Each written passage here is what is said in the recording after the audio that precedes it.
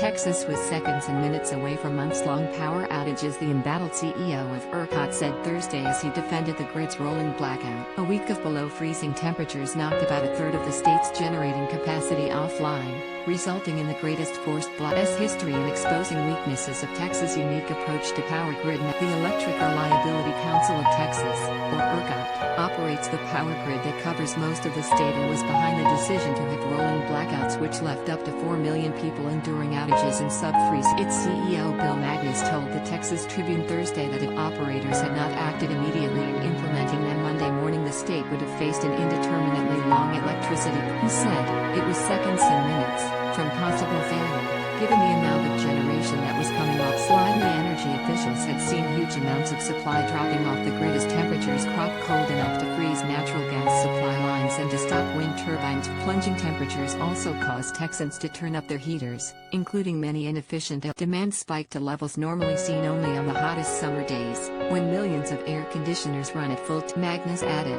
"What happens in that next minute might be that 3 more power generation units come offline, and then you're." Share this article. Share Texans were on Thursday beginning to see power restore, but the storm has left at least 15 people dead across the state.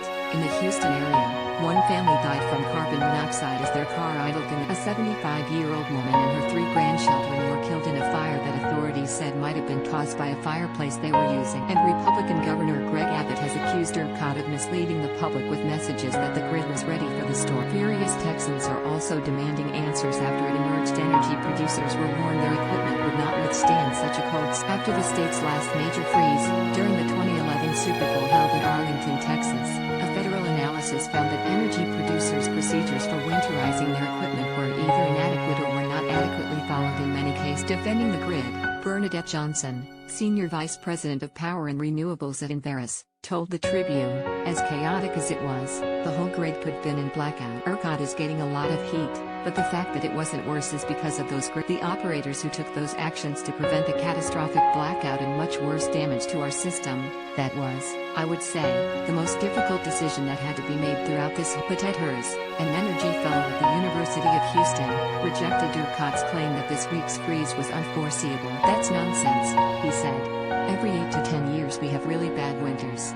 This is not a surprise." Texas has a grid largely disconnected from others to avoid federal regulation.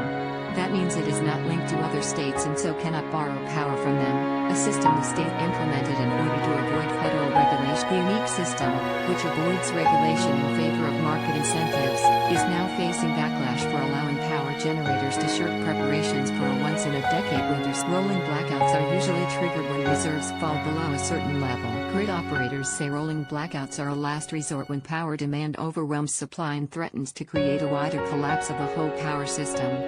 Usually, utilities black out certain blocks or zones before cutting off power to another area.